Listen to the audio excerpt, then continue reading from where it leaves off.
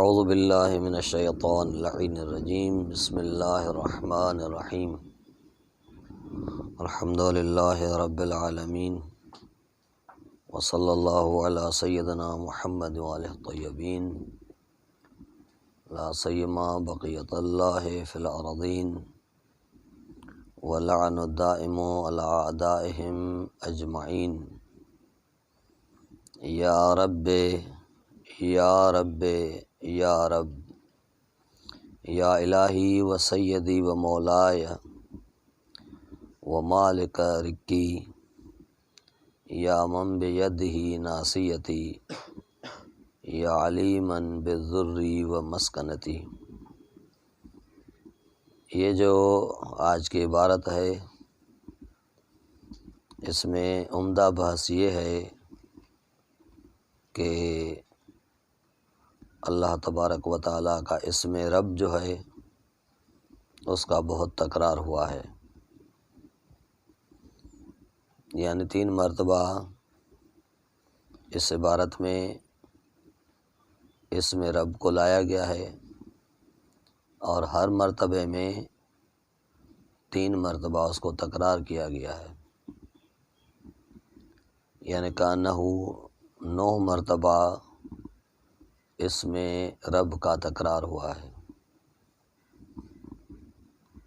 تکرار ایک مرتبہ حب شے پر دلالت کرتا ہے، یعنی جس شے سے انسان انس رکھتا ہے، عشق رکھتا ہے، محبت رکھتا ہے تو اس کا تکرار زیادہ کرتا ہے، اس کو بار بار زبان پر لاتا ہے۔ یہ تکرار حب کی وجہ سے۔ ایک مرتبہ تکرار اسی وجہ سے ہوتا ہے کہ اس شے کا ہمارے وجود میں دخل زیادہ ہوتا ہے، تو اس میں رب وہ ہے جس اسم سے خداوند قدوس انسان کو بناتا ہے، پھر اس کو لائق کمال تک پہنچاتا ہے۔ ربوبیت کا معنی یہ ہے کہ رب وہ ہے کہ ایک شے کو بنائے، پھر اس کو لائق کمال تک پہنچانے میں ہر تعاون کرے، تو اسی وجہ سے بھی اس میں رب کا تکرار ہوا ہے۔ تیسری وجہ جو علماء کرام بیان کرتے ہیں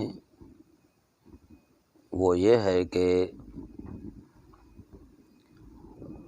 اللہ تبارک و تعالیٰ کے ویسے تو اسماء صفات جو بھی ہیں وہ اسماء و صفات اعظمیت کا درجہ رکھتی ہیں، لیکن پھر بھی کچھ اسماء ایسے ہیں جن کو روایات میں اسم اعظم کا درجہ ہے۔ اس اسماء میں سے جن کو اسماء اعظم کا درجہ حاصل ہے، ایک اسم رب ہے کہ رب خود ایک اسم اعظم ہے۔ اسی وجہ سے انبیاء کرام، اولیاء اعظام جب بھی مشکل میں آتے ہیں اور خدا سے دعا کرتے ہیں تو وہ اللہ کو اسم رب سے پکارتے ہیں، خداوند قدوس کو اسم رب سے ندا دیتے ہیں، یعنی کأنہ اس میں دعا کے قبولیت کو بھی رکھا گیا ہے کہ اسم رب سے خداوند قدوس دعا کو جلدی قبول کرتا ہے، اور یہ انبیاء کی پسند ہے، اور انبیاء کی پسند اسی وجہ سے ہے کہ یہ اسم اعظم ہے۔ البتہ ایک وجہ ہے، یعنی اسم اعظم منحصر اس میں نہیں ہے، اسم اعظم خود ایک مستقل بحث ہے، مگر کچھ علماء نے جو نظر دی ہے کہ یہ اسم اعظم ہے وہ اس بنا پر کہ آپ دیکھیے کہ جناب آدم اور حوا کو جب جنت سے نکالا گیا تو انہوں نے اس میں رب سے دعا کی، ربنا ظلمنا انفسنا ان لم تغفر لنا وترحمنا لنکونن من الخاسرین۔ پھر ہم دیکھتے ہیں کہ جناب نوح جس نے اپنے امت کے ساتھ جو کفار اور مشرکین میں سے تھے ان کے ظلم و ستم سہے اور ان کو ہدایت کی، جب پریشان ہوئے تو خدا کو دعا کی، خدا سے طلب کیا، یا رب لا تذرنی علی الارض من الکافرین دیارا۔ یا مثلا جناب ابراہیم کے لیے مشہور ہے کہ اس نے بھی یہی دعا کی کہ رب حب لی حکما والحقنی بالصالحین، اے رب مجھے حکمت عطا فرما اور صالحین میں سے ملحق فرما۔ یا جناب موسیٰ علیہ السلام کی دعا، رب انی لما انزلت الی من خیر فقیر، رب سے دعا ہے، کلمہ رب سے آغاز ہو رہا ہے۔ یا جناب سلیمان نبی کی دعا کہ رب اغفر لی وہب لی ملکا لا ینبغی لأحد من بعدی، رب سے دعا شروع ہو رہی ہے۔ یا جناب زکریا جب اس کو اولاد نہیں ہو رہی تھی اور اپنے آپ کو تنہا پایا تو رب سے دعا کی، رب لا تذرنی فردا وانت خیر الوارثین۔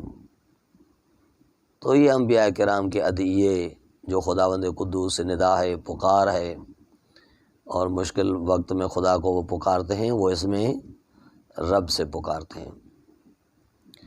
تو یہاں پر بھی دعا میں اسی وجہ سے اس میں رب کو تکرار کیا گیا ہے کہ اے میرے رب، اے میرے رب، اے میرے رب، اے میرے مولا، اے میرے آقا، اے میری بندگی کے مالک، یا مالک رکی، یا میرے عبدیت کے مالک، میرے بندے ہونے کے مالک، یعنی میں تیرا بندہ ہوں، تو میرا مالک ہے۔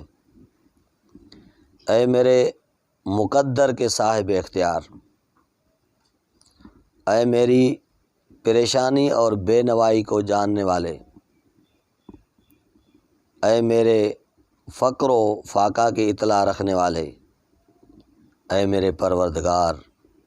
پھر تکرار کرتا ہے کہ اے میرے رب، اے میرے رب، اے میرے رب، تجھے تیری قدسیت کا واسطہ، تیرے حق اور تیری عظیم ترین اسماء، وہی ان اسماء کی طرف اشارہ، اسم اعظم کی طرف، تیرے عظیم ترین اسماء و صفات کا واسطہ کر کے یہ سوال کرتا ہوں کہ دن اور رات میں جملہ اوقات اپنی یاد میں معمور کر دے، یعنی اے خدا شب و روز فقط تیری ہی یاد ہو میرے پاس، معمور کر دیں، بھر دیں پورے دن اور رات کے اس زمان کو میرے اندر تیری یاد کو، کہ تیری ہی یاد ہو فقط لمحہ بلمحہ، تو میرے سے غائب نہ ہو۔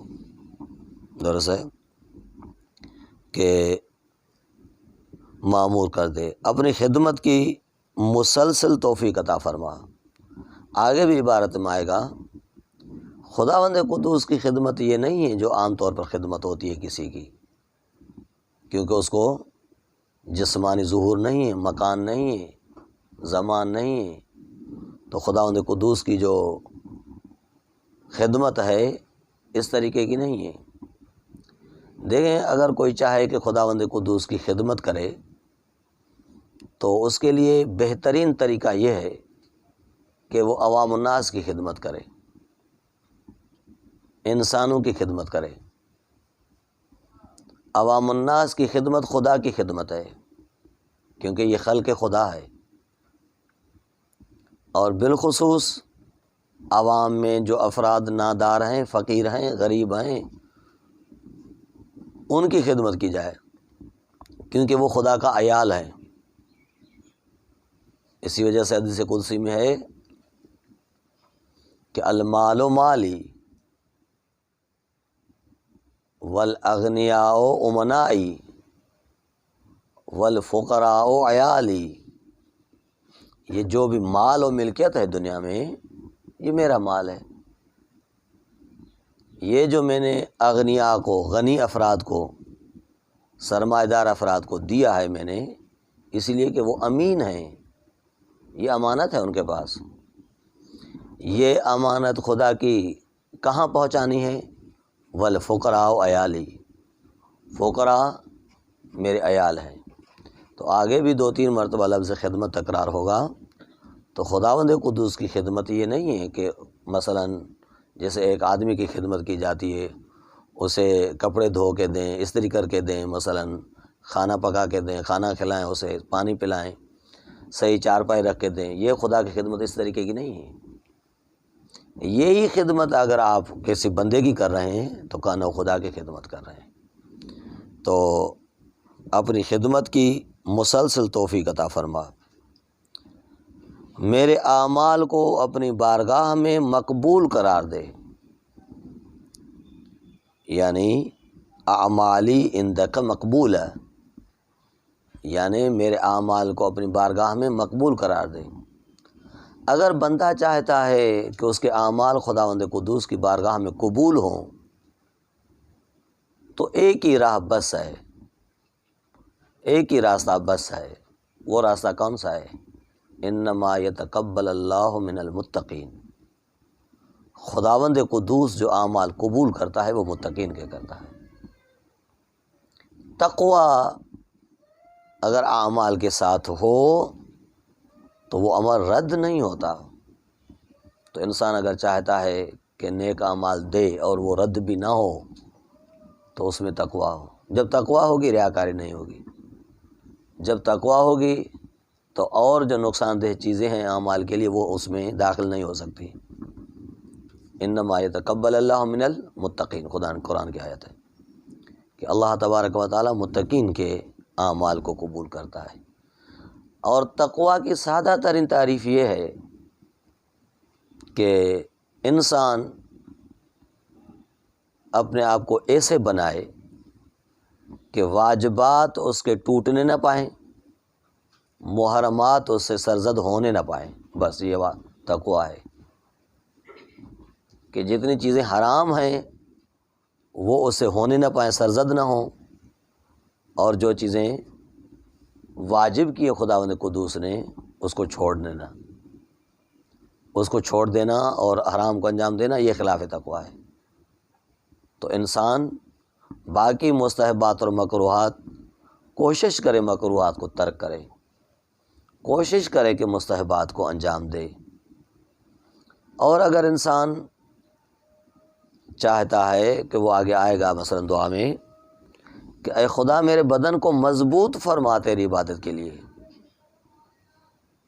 دیکھیے عبادت ایک معنوی رخ ہے، لیکن یہ تب ہو سکے گا جب جسم مضبوط ہوگا، یعنی کأنہ جوانی کی طرف اشارہ ہے کہ خدایا میری جوانی کو اپنی عبادت میں مصروف فرمانے کی توفیق عطا فرما۔ کہ جب جسم قوی ہے، جسم طاقتور ہے، تو انسان کھائے، اتنا کھائے کہ جسم قوی ہو تاکہ خدا کی عبادت کر سکے۔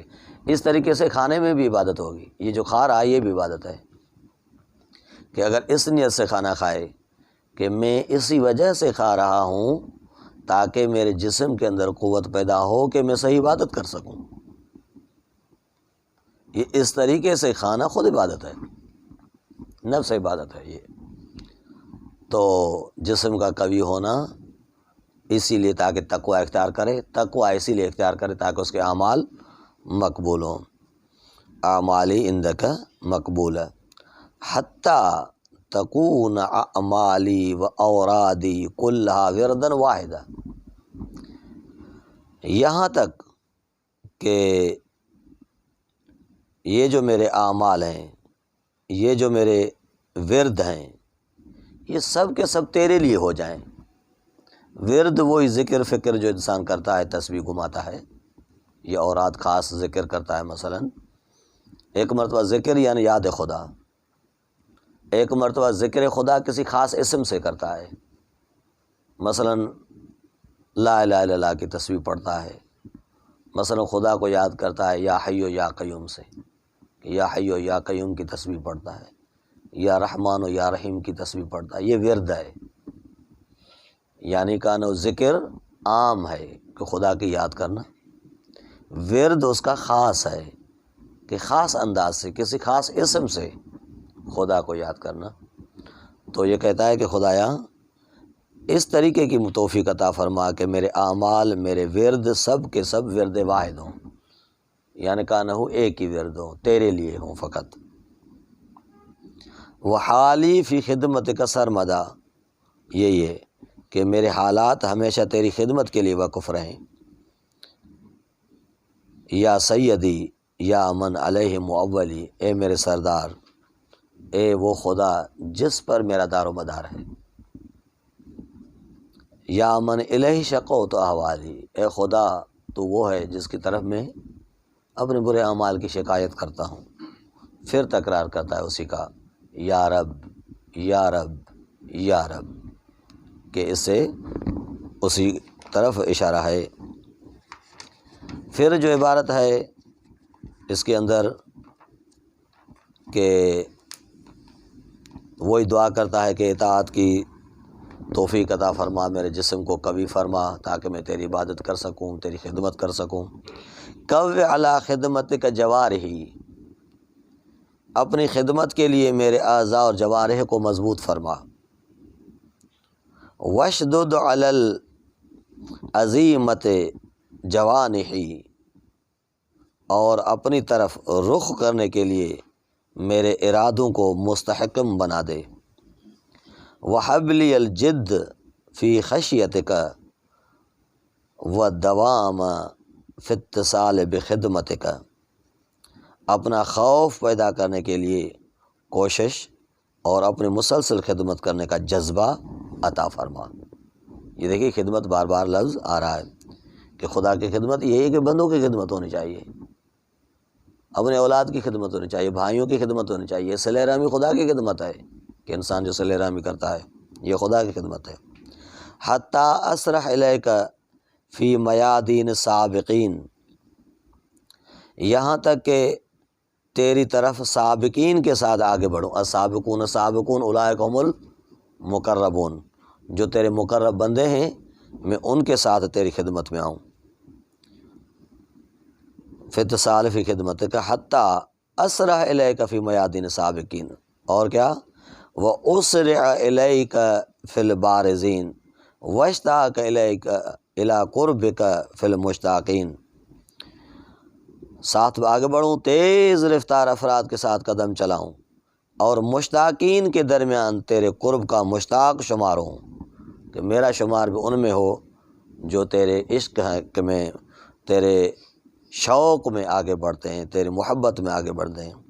وَدْنُوَ مِنْكَ دُنُوَ الْمُخْلِصِينَ، وہ تیرے قریب ہوتے ہیں ان کی طرح جو مخلص تیرے قریب ہوتے ہیں۔ مخلص قرآن مجید میں ایک ہی مرتبہ لفظ اخلاص آیا ہے، وہ اخلاص اسی طریقے سے خدا نے بیان فرمایا ہے کہ دیکھیے یہ دودھ کی نہر جو جانور سے نکلتی ہے، جو دودھ آپ لوگ پیتے ہیں، یہ دو نہر کے درمیان سے ایک نہر ہے، دو نہریں ہیں ان کے درمیان میں ایک نہر ہے۔ خدا نے 3 نہریں بنائی ہیں، ایک نہر گوبر کی ہے، ایک نہر خون کی ہے، ان کے بیچ میں سے ایک نہر کو بنایا ہے جو نہر کس کی ہے؟ دودھ کی ہے۔ دیکھیے پھر بھی یہ دودھ کتنا خالص آتا ہے کہ نہ اس میں گوبر کا شائبہ ہوتا ہے نہ خون کا شائبہ ہوتا ہے۔ یہ ہے اخلاص، کہ آدمی دنیا میں اتنے اخلاص کے ساتھ رہے کہ اور کسی بھی گندگی کا اس کے اندر شائبہ نہ ہو۔ تو اس انداز سے مخلص لوگ جو تیرے قریب ہوتے ہیں، میرا بھی ان میں سے شمار ہو کہ میں بھی ان میں سے شامل ہو کر تیری خدمت میں آؤں۔ وَأَخَافَكَ مَخَافَةَ الْمُوقِنِينَ وَاجْتَمِعْ فِي جَوَارِكَ مَعَ الْمُؤْمِنِينَ، اور صاحبان یقین کی طرح تیرا خوف پیدا کروں اور مومنین کے ساتھ تیرے جوار میں حاضری دوں۔ یہ دعا ہے جو خداوند قدوس کی خدمت میں انسان کرتا ہے۔ اللہ تبارک و تعالیٰ سے طلب دعا کرتے ہیں کہ یہ قرب کے مراتب ہمیں عطا فرمائے۔ وصلی اللہ علی محمد وآلہ طیبین الطاہرین المعصومین۔